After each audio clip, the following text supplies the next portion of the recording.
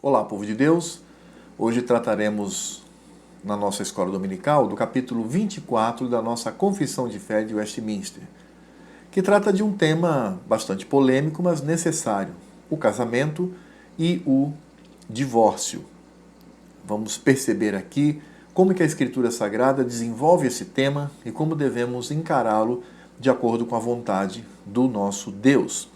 Começando aqui no artigo 1º, vamos encontrar a afirmação clara, mediante a Escritura Sagrada, que o casamento ele deve ser monogâmico. Diz assim o artigo: o casamento deve ser entre um homem e uma mulher. Ao homem não é lícito ter mais de uma mulher, nem à mulher mais de um marido ao mesmo tempo. Está claro aqui que a Escritura Sagrada é contra a poligamia ou poliandria, a saber, um homem com várias mulheres ou uma mulher com vários homens. No Velho Testamento, nós encontramos ali servos de Deus que possuíram mais de uma mulher, incluindo até mesmo as concubinas, mas isto não reflete a vontade de Deus para o casamento. Tanto que no Novo Testamento encontramos claramente a Escritura Sagrada retomando aquilo que foi feito no Éden. Deus fez uma mulher para o homem e colocou um homem na vida da mulher. Então, aqui está muito claro. Lembramos, por exemplo, quando Paulo fala das credenciais de um candidato ao ministério da palavra, ao presbiterato, ao pastorado, ele diz esposo de uma só mulher. Então, a Escritura Sagrada mostra com clareza que ao homem cabe ter apenas uma esposa e à mulher ter apenas um esposo. Muito bem. Aqui no artigo 2º, nós vamos encontrar o objetivo do casamento, o propósito do casamento. Diz assim: o matrimônio foi ordenado para o mútuo auxílio de marido e mulher, para a propagação da raça humana por uma sucessão legítima e da igreja por uma semente santa, e para impedir a impureza. Aqui, o nosso artigo vai dizer que o casamento possui 3 objetivos. O primeiro objetivo é o auxílio mútuo entre o marido e mulher. Vale ressaltar que esse auxílio faz do homem o cabeça, então ele é o provedor, ele é o protetor e ele é o pastor da sua esposa e da sua casa. E a mulher, ela é sua auxiliadora idônea. Ela vai ajudá-lo na jornada do lar sobre essa terra.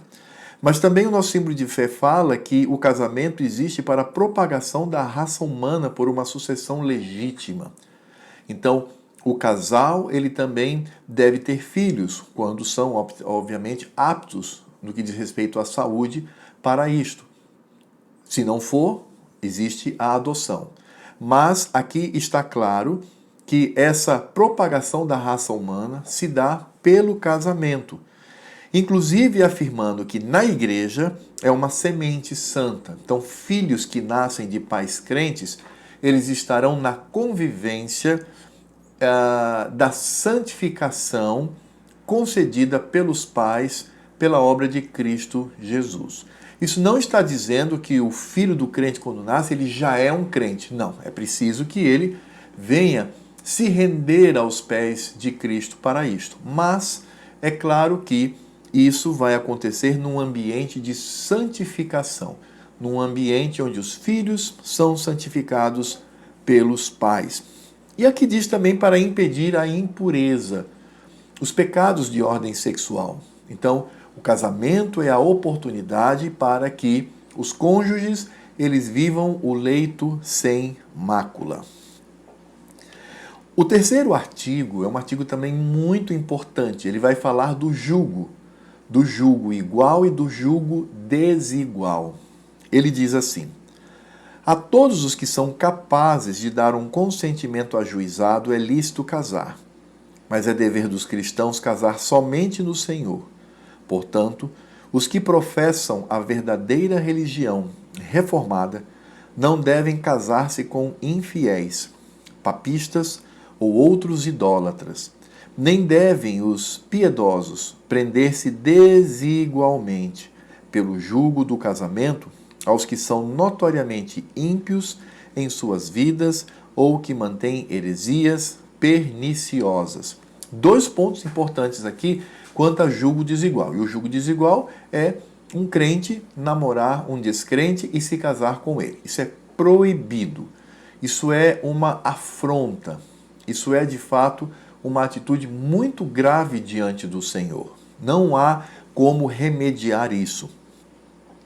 E aí a Escritura, melhor dizendo, o nosso símbolo de fé, no artigo 3º, ele começa falando sobre aqueles que são capazes de dar consentimento ajuizado. Então, a pessoa que se casa, ela precisa estar no seu juízo perfeito, ela precisa ser madura para decidir sobre o casamento.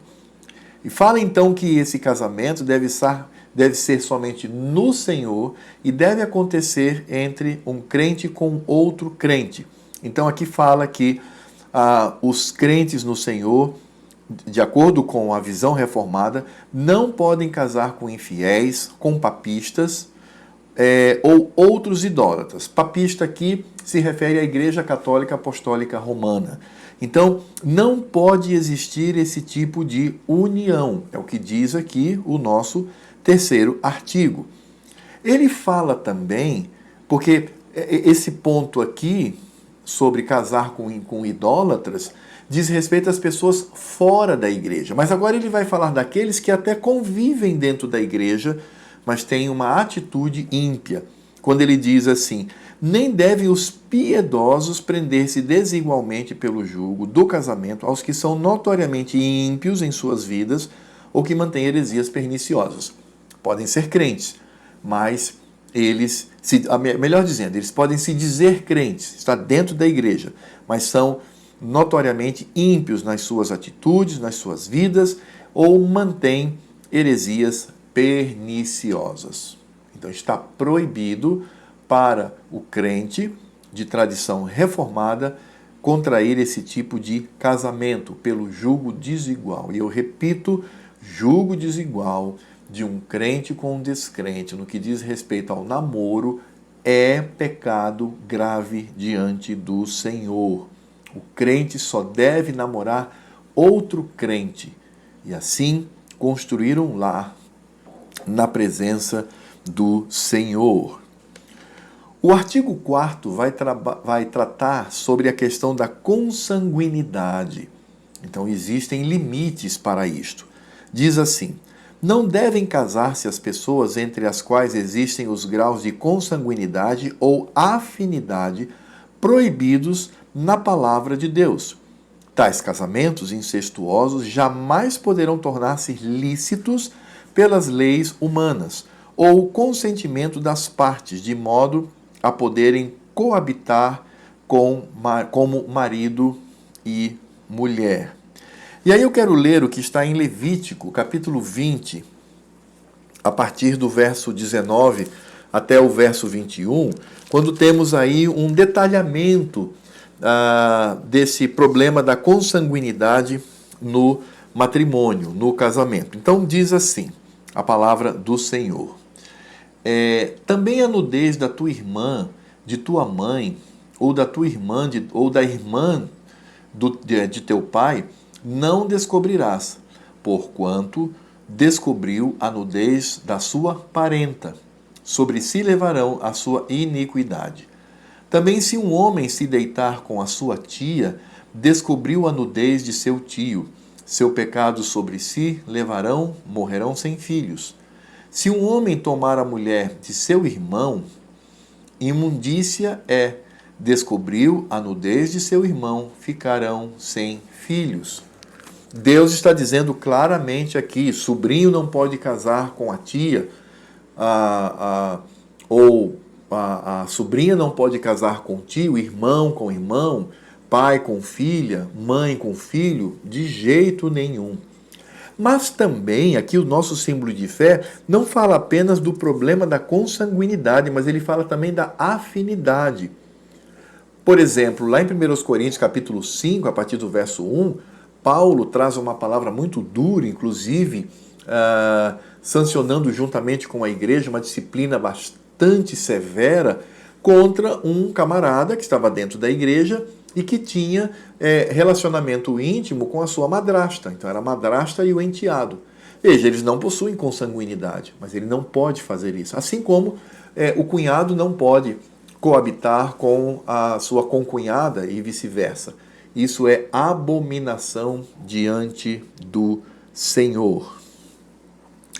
No artigo 5º e artigo 6º, nós vamos encontrar aqui talvez o ponto mais nevrálgico, o ponto mais sensível deste argumento com relação ao casamento, porque diz respeito ao divórcio. Então, nós vamos aqui encarar o que o nosso símbolo de fé diz e de que maneira devemos compreendê-lo. No artigo 5º, melhor dizendo, diz assim: o adultério ou fornicação cometida depois de um contrato, sendo descoberto antes do casamento, dá à parte inocente justo motivo de dissolver o contrato.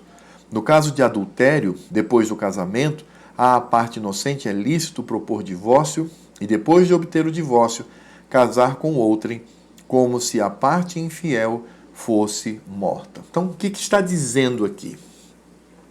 Ele está falando que a traição, ainda que esteja acontecendo antes e durante o matrimônio do casamento, é sim motivo para que seja desfeito aquele contrato de casamento. Então, eu tenho a minha noiva e eu estou, vamos supor, eu caso no civil com ela e naquele dia, sem conhecê-la sexualmente, eu descubro que ela está tendo um caso com alguém.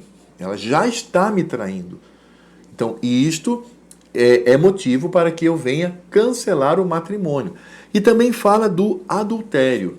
Ou seja, o adultério é motivo para que eu venha me separar do cônjuge. E isso está baseado lá em Malaquias. Não, Malaquias não. Isso está baseado em Deuteronômio 24, de 1 a 4. Quando vai falar acerca do divórcio, diz assim a palavra do Senhor: se um homem tomar uma mulher e se casar com ela, e se ela não for agradável aos seus olhos, por ter ele achado coisa indecente nela, e se ele lhe lavrar um termo de divórcio e lhe dar na mão, e a despedir de casa, e se ela saindo da sua casa for e se casar com outro homem, e se este a aborrecer e lhe lavrar termo de divórcio e lhe dar na mão, e a despedir da sua casa, ou se este último homem que a tomou para si por mulher vier a morrer, então seu primeiro marido que a despediu não poderá tornar a desposá-la para que seja sua mulher depois que foi contaminada, pois é abominação perante o Senhor. Assim não farás pecar a terra que o Senhor teu Deus te dá por herança. O que eu quero destacar aqui em Deuteronômio é a expressão indecência, no verso 1. Diz assim: se um homem tomar uma mulher e se casar com ela, e ela não for agradável aos seus olhos por ter achado coisa indecente nela, veja, então aqui Deuteronômio, Moisés está dizendo que existe uma cláusula de exceção com relação ao casamento, que é coisa indecente. Essa palavra, ela tem um significado muito forte do ponto de vista da sexualidade. Traduzindo para a nossa compreensão, coisa indecente aqui é quando existe uma traição, ou existe uma perversão sexual, existe um pecado hediondo nesta área contra o cônjuge. Então, ele aqui pode lavrar carta de divórcio. A expressão agradável aos seus olhos é porque quando o cônjuge descobre a traição, o adultério, seja o que for, então aquela pessoa já não é mais agradável aos seus olhos. Então ele poderá lavrar carta de divórcio. O problema é que com o passar dos séculos, os judeus eles banalizaram demais isto. Eles banalizaram a causa do divórcio. Então, por exemplo, eles interpretavam, na época de Jesus, eles interpretavam coisa indecente, que aí tornava aquele cônjuge desagradável aos olhos, sobretudo dos homens para com as mulheres. Coisa indecente era, por exemplo, quando a mulher perdia um dente, ou ela ficava cega, ou ela ficava aleijada, ou quando ela queimava o jantar, ou quando ela tinha algo fisicamente que já não agradava mais o homem. Aí eles atribuíam tudo isso a coisa indecente, era um absurdo, eles banalizaram aquilo. Eles deturparam a palavra de Deus. É nesse contexto que nós vamos encontrar o Senhor Jesus mostrando a verdadeira interpretação deste texto, lá em Mateus 19. Em Mateus 19, o Senhor Jesus ele é perguntado acerca desse assunto, acerca do divórcio. E veja só a resposta do Senhor. Lembremos-nos de que a coisa indecente era motivo para que o cônjuge pudesse se separar do seu marido ou de sua mulher. O contexto mais forte ali era do homem para com a mulher. Só que foi banalizado. Coisa indecente era qualquer coisa que o homem não gostasse.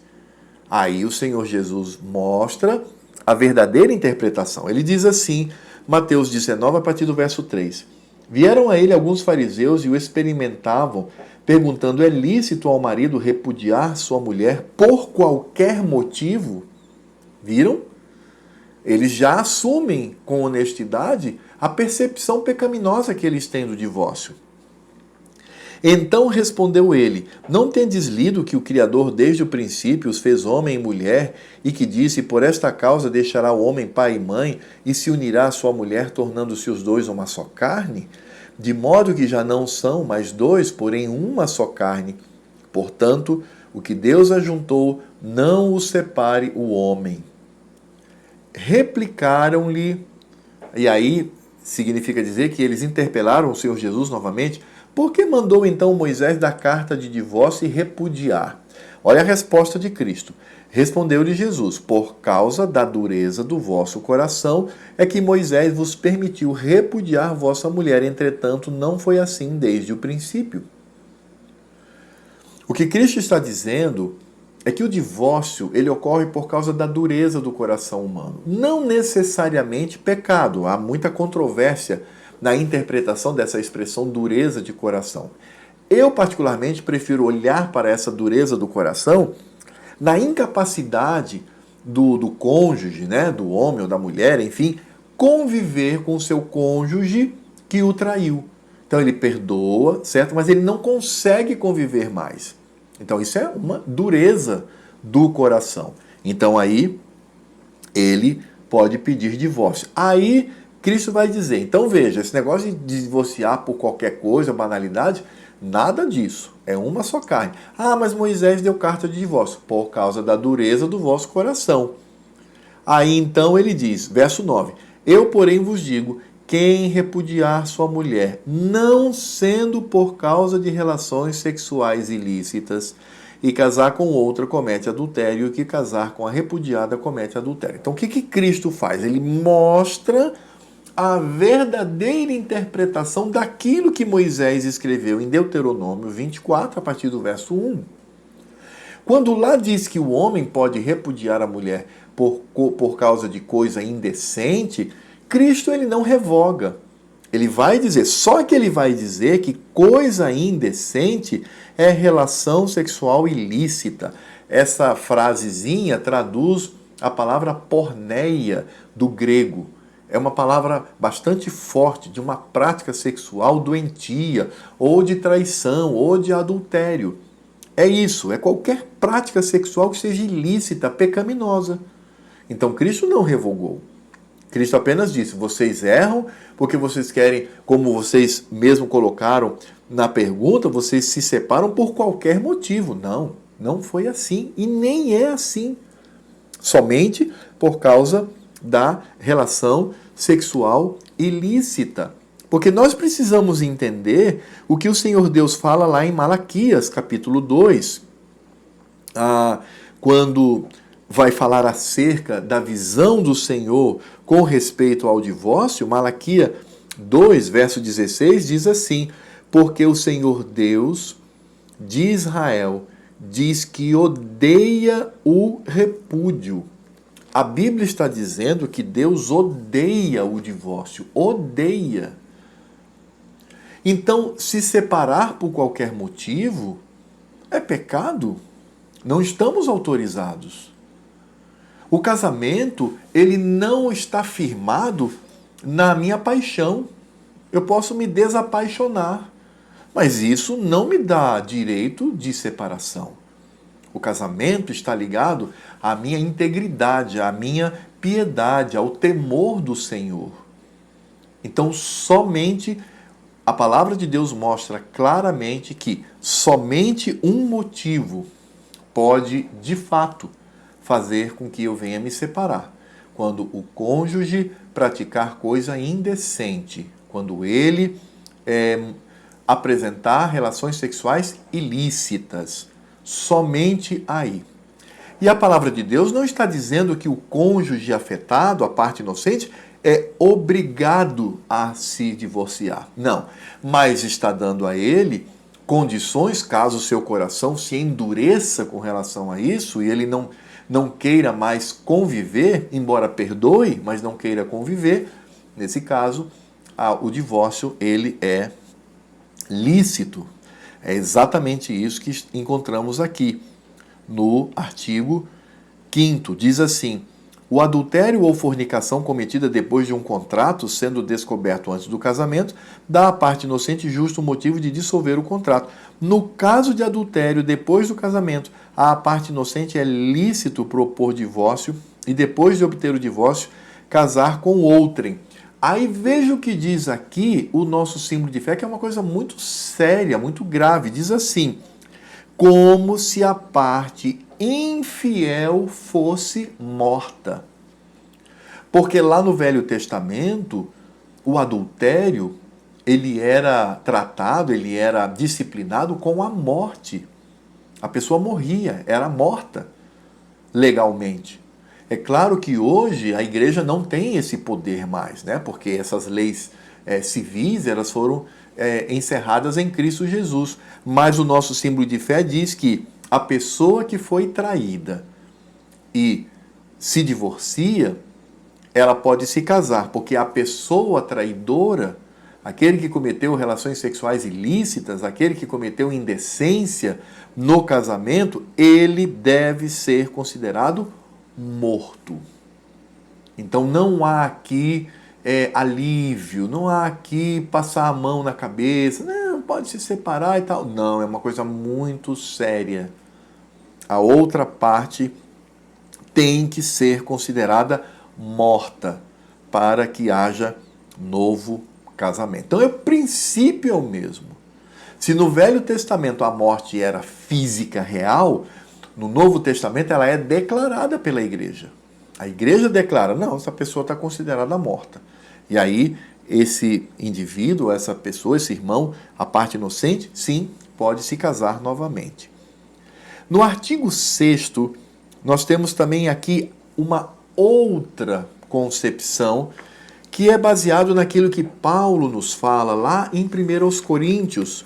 Ele vai tratar acerca do casamento. Esse é um dos assuntos com que ele lida juntamente com aquela igreja. Está aqui no capítulo 7:10. Diz assim: ora, aos casados ordeno, não eu, mas o Senhor, que a mulher não se separe do marido. Se, porém, ela vier a separar-se, que não se case ou que se reconcilie com o seu marido, e que o marido não se aparte de sua mulher. Está claro aqui, o casal crente, aí briga, né? Aí inventa um monte de desculpas, separa. Separa fisicamente, porque continuam casados. Eles devem, se querem ter novamente uma vida de casal, tem que voltar para o cônjuge. Não é ali sancionar divórcio. Divórcio, nesse caso, é pecado. Vem da pecaminosidade do coração humano. Então, ok, sou crente, estou casado, aí deu uma briga, etc., separa. Ah, agora estou livre. Tá não, tá não. Você se separou fisicamente, mas você continua uma só carne com o seu cônjuge. Aqui estamos tratando de duas pessoas crentes. Aí Paulo, no verso 12, diz assim: aos mais digo eu, não o Senhor. Essa frase aqui significa dizer que, na primeira situação, Cristo deixou já a instrução.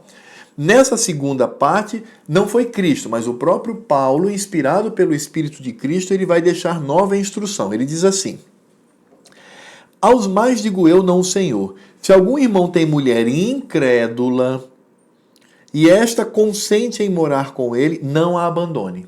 Então o contexto aqui não é mais entre duas pessoas crentes. O contexto aqui é de um crente e um descrente. Ou seja, eram do mundo e um deles se converteu a Cristo. Então, ele é de Cristo e o outro é ímpia, né? Ela não tem parte com o Senhor. Verso 13: e a mulher que tem marido incrédulo e este consente em viver com ela, não deixe o marido. Aí vem aqui o reforço do argumento. Porque o marido incrédulo é santificado no convívio da esposa e a esposa incrédula é santificada no convívio do marido crente. De outra sorte, os vossos filhos seriam impuros, porém agora são santos. Então, o que Paulo está dizendo? Você tem um cônjuge descrente? Não tem problema. Você não vai se contaminar no convívio com ele. Ele é que será santificado por uma ação do Senhor para conviver com você. Então você não vai pecar. Não é pecado você ter esse cônjuge descrente. Volto a dizer, naquele contexto, eram ímpios, um deles se rende a Cristo e o outro não. Né? Não tem nada a ver com namoro em julgo desigual. Namoro em julgo desigual é outro assunto que nós já tratamos aqui. Verso 15. Mas se o descrente quiser apartar-se, que se aparte. Em tais casos não fica sujeito à servidão nem o irmão nem a irmã, Deus vos tem chamado à paz. Pois como sabes, ó mulher, se salvarás teu marido? Ou como sabes, ó marido, se salvarás tua mulher? Então, veja que o que Paulo está dizendo é que no caso do cônjuge descrente, quando ele resolve abandonar, ou seja, a mulher abandona o seu marido ou o marido abandona a sua mulher de maneira obstinada, primeiro ele é descrente. Quem faz isso não é crente. Crente não abandona o seu cônjuge. É o descrente, é o ímpio. Quando o ímpio abandona, aí Paulo diz, fique em paz, fique tranquilo, não se preocupe. Deus vos tem chamado à paz. Então é esse o contexto do artigo 6º, que diz assim, agora vamos lê-lo.